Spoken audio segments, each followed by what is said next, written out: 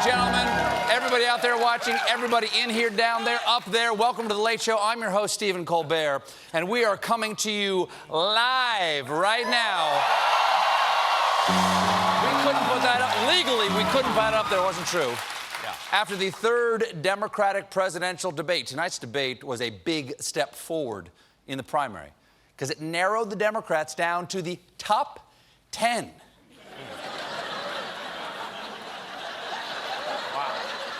Which means we're this close to the fantasy suites.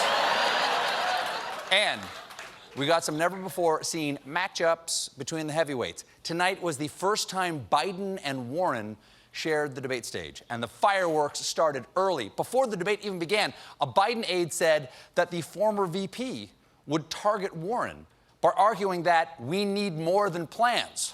Warren's team responded by releasing her plan for when we need more than plans plan. Warren got the plan. The debate.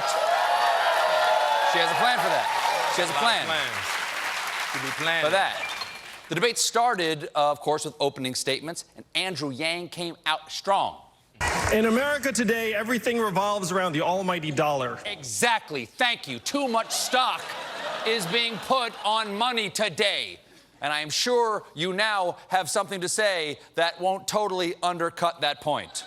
That's why I'm going to do something unprecedented tonight. My campaign will now give a freedom dividend of $1,000 a month for an entire year to 10 American families. Woo! Daddy's got deep pockets. Vote for me and I'll make it rain. Shake 'em up, ladies. I got a lot of cash. You got that money. Kamala Harris promised to address voters' needs. I plan on spending tonight talking with you about my plans to address the problems that keep you up at night. You're going to talk to me about that time in third grade when I called my teacher Mom? Now, Bernie Sanders, of course, looks like a man who always carries a lozenge in his pocket. Well, tonight it really should have been unwrapped. We must and will defeat Trump, the most dangerous president in the history of this country.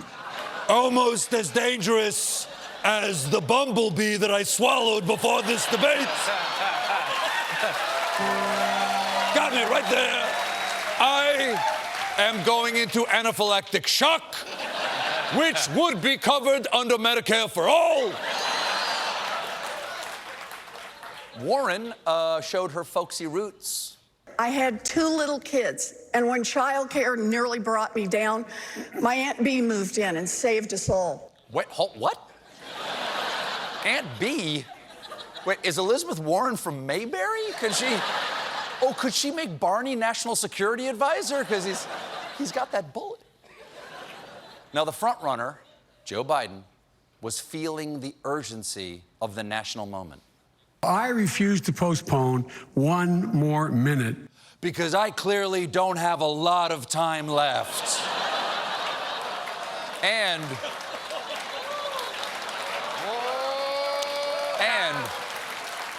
Biden took aim at Elizabeth Warren's previous alignment with Bernie Sanders. I know that the senator says she's for Bernie. Well, I'm for Barack. He mentioned Obama. For those playing at home, time to take a drink.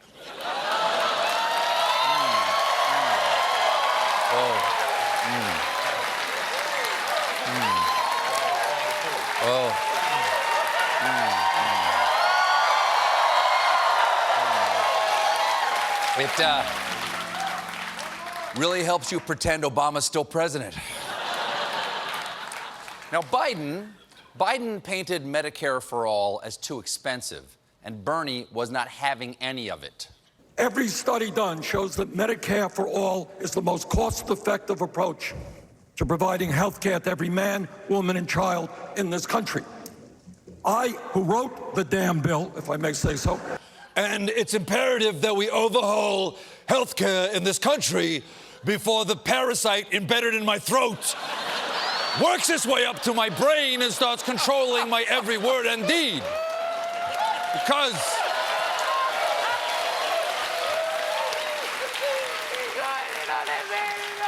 I am the senator from Flemsylvania. Now, sparks, this is really where the sparks flew a lot of the night. The sparks flew between Biden and Bernie here. Let us be clear, Joe. In the United States of America, we are spending twice as much per capita on health care as the Canadians or any other major country on earth. This is America. Take that. Take that, folks who say Biden is gaffe-prone. He just accurately identified which country he is standing in. He's back, baby. Though, I'm not sure what that meant. I'm really not sure what that meant. Though Biden did have one of his classic gaffes when he tried to refer back to Senator Sanders. Nobody's yet said how much it's going to cost the taxpayer. I hear this large savings. The president thinks, my friend from Vermont thinks. The president thinks, sorry, I mean President Sanders. I'm sorry, I meant Commander-in-Chief Sanders. No, I'm sorry, I meant Colonel Sanders. Colonel Sanders. His plan is finger-licking bad. One of the most dramatic moments was when Julian Castro went after not only Biden's healthcare plan, but Biden's favorite name to drop. Barack Obama's vision was not to leave 10 million people uncovered. He wanted every single person in this country covered. My plan would do that. Your plan would not. They do not have to buy in. They do not have to buy in. You just said that. You just said that 2 minutes ago.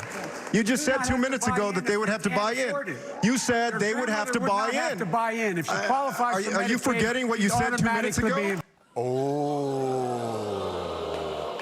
Oh, the crowd did not like Julian playing the old man card. I think he should really think twice about his new slogan, Castro 2020, shove the elderly onto an ice floe. Don't worry, Julian, it's not like old people vote. Now, the moderators did not pull any punches with Kamala Harris over criminal justice reform. You used to oppose the legalization of marijuana, now you don't. You used to oppose outside investigations of police shootings, now you don't.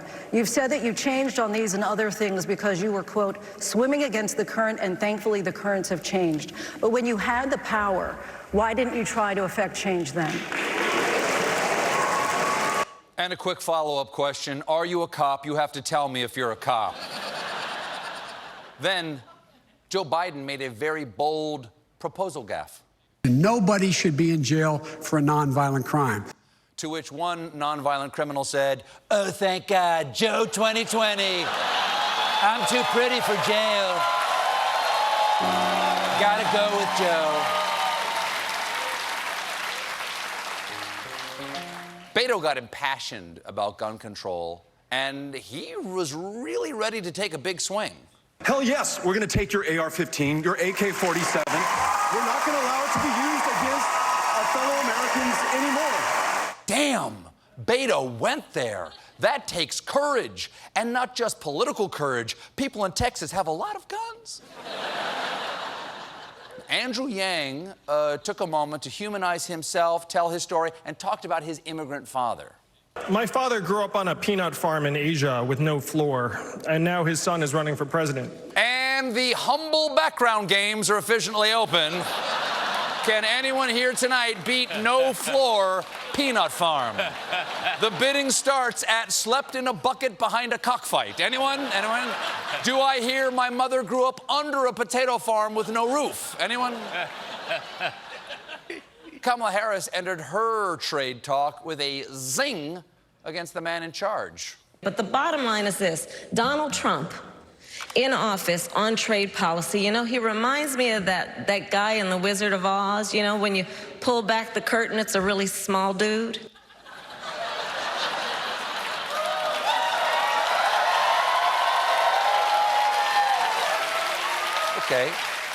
Okay, I get the metaphor, but that guy from The Wizard of Oz? You mean The Wizard of Oz? I'm gonna fight for you. I'm gonna fight for America like that guy from Rambo. You know that guy? Whatever that guy was. With all the guns.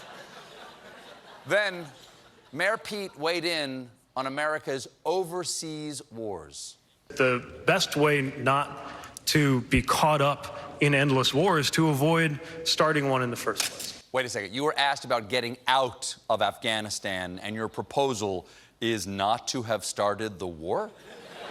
Do you have a time machine? Because that would make sense. I mean, for Pete's sake, Doc Brown is right there. The top.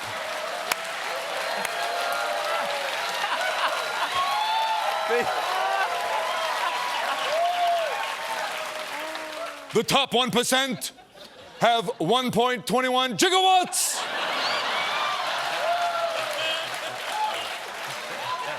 Great Scott! Univision's Jorge Ramos asked Cory Booker about the ethics of Booker's vegan diet. After the recent fires in the Amazon, some experts suggested that eating less meat is one way to help the environment. You are a vegan since 2014. That's obviously a personal choice. Should more Americans, including those here in Texas and in Iowa, follow your diet? First of all, I want to say no. Actually, I want to translate that into Spanish. No. That's a pretty good joke. It's all part of Booker's new comedy special. Press 1 for English, press 2 for hilarious. No. That's so wrong. Now, Amy Klobuchar addressed climate change with this timely reference. This is the existential crisis of our time. It's, that movie, The Day After Tomorrow? It's today. And you know that movie, Yesterday? That's tomorrow.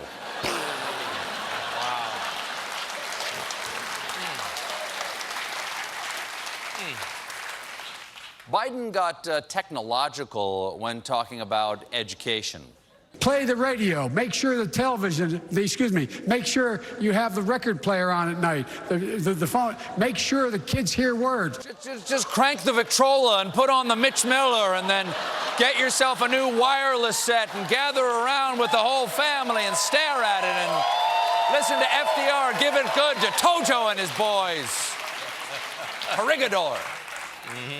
So, in the end, what did we get? 10 candidates, 4 moderators, 3 hours, 2 languages, and hopefully 1 person who can beat Donald Trump.